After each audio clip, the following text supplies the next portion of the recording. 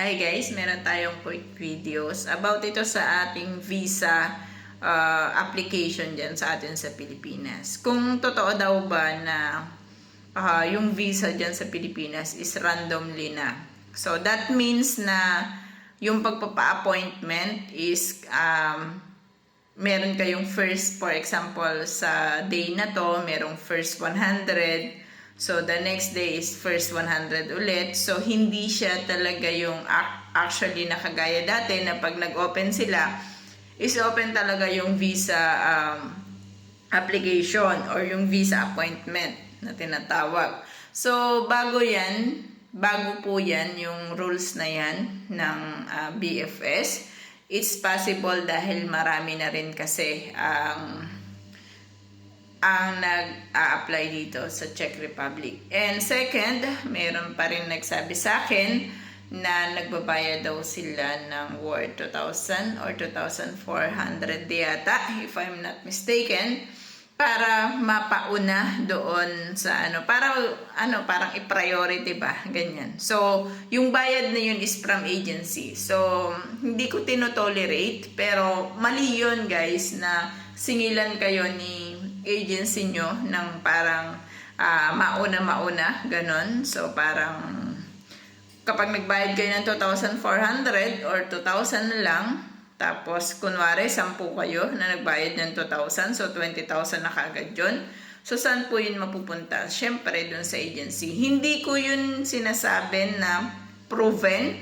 Hindi ko rin yung sinasabi na talagang may ganon. Pero isa po sa nagtanong sa akin is kung normal daw ba yung may ganon sa agency kasi siya daw is nakuhanan. So, way back last week ko pa yata yung nabasa. Actually, 2 na yung nabasahan ko ng ganon sa comment section ko. And wala akong masabi kasi hindi po ganon nung mga panahon namin, way back 2022, is si agency ang bahalang magpa-appointment. So, kung tatanong nyo, ang agency ko po is ang Venture. Sila yung nag-appointment para doon sa visa application po namin. So, walang hiningi sa amin na ganyang mga something like that. Kasi ngayon lang daw yung randomly na ganyan sa ating VFS. I'm not sure kung ano yung reason, kung bakit ganon. But ngayon lang po yan. Hindi yan nangyari nung time namin. Kaya hindi ko po siya masyadong masasagot.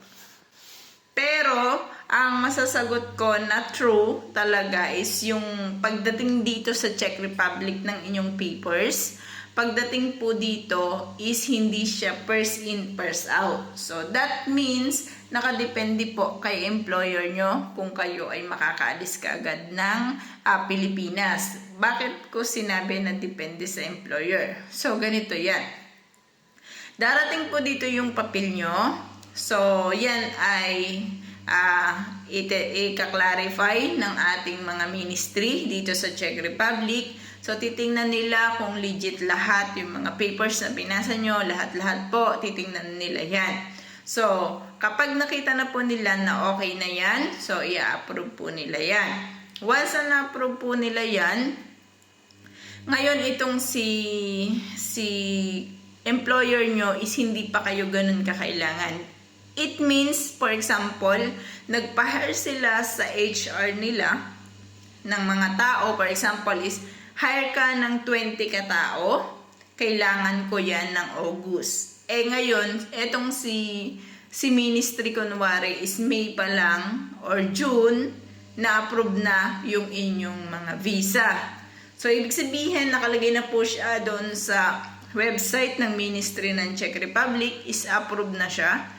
Pero bakit hindi pa agad kayo pupunta dito sa Czech Republic? It's because of the employer kasi hindi pa po yun yung time na para kunin nila kayo at papuntahin dito sa Czech Republic. Bakit ko to sinasabi? Guys, may mga nagtanong na sa akin na ito.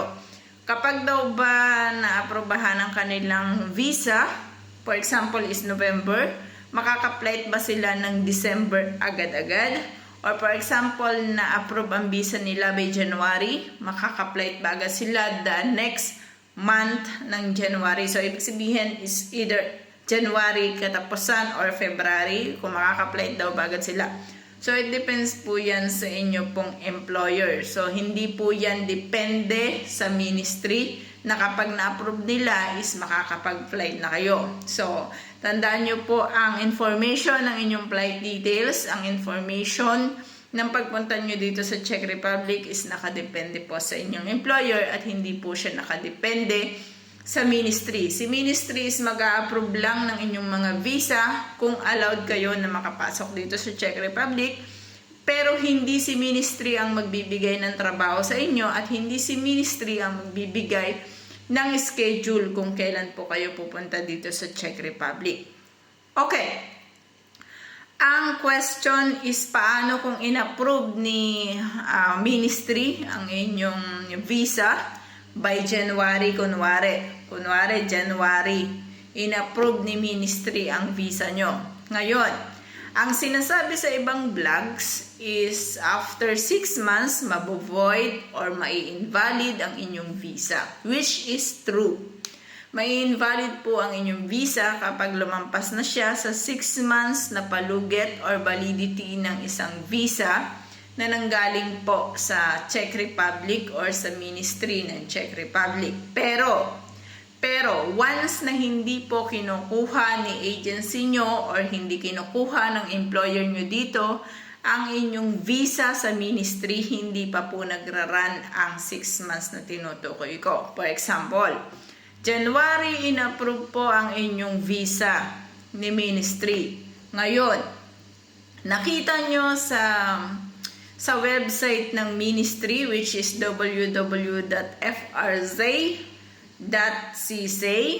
So, makikita nyo doon, approved na po ang inyong visa. Ngayon, etong si agency sinabi sa inyo, August pa kayo magpa-flight. So, iniisip mo, from January to August is 8 months yun. So, ibig sabihin, may invalid na ba yung visa ko? No, hindi po. Kasi hanggat hindi kinukuha ni employer nyo dito sa Czech Republic ang inyong visa, ibig sabihin po noon, hindi po invalid pa ang inyong visa. So, magra-run lang yung validity ng inyong visa kapag kinuha. For example, January in-approve, kinuha ni employer nyo ng May. So, from May, June, July, August, September, October, November, yan po yung validity ng inyong visa. Ibig sabihin, pag lumampas kayo ng November, doon lang kayo mai-invalid po yung visa nyo. So, 6 months. So, hindi ko lang kung may nagbago ngayon, pero before is 6 months po talaga siya. Sa madaling salita po, hindi si ministry ang magde-decide kung kailan kayo pupunta dito sa Czech Republic. Ang ministry ay nag-approve lang ng mga papers nyo kung allowed kayo na makapasok dito sa Czech Republic. Kung wala kayo nilabag na batas or something like that. Pero kung smooth kayo, so approve po yan. Approve ng ating ministry ng Czech Republic. So, hintayin nyo ang information sa inyong mga employer, sa inyong agency na humahawak dyan sa inyo sa Pilipinas, kung kailan po ang inyong flight. Kasi sila ang magbibigay nun dahil sila ang may hawak sa employer nyo dito. So, ibig sabihin sila po yung middleman.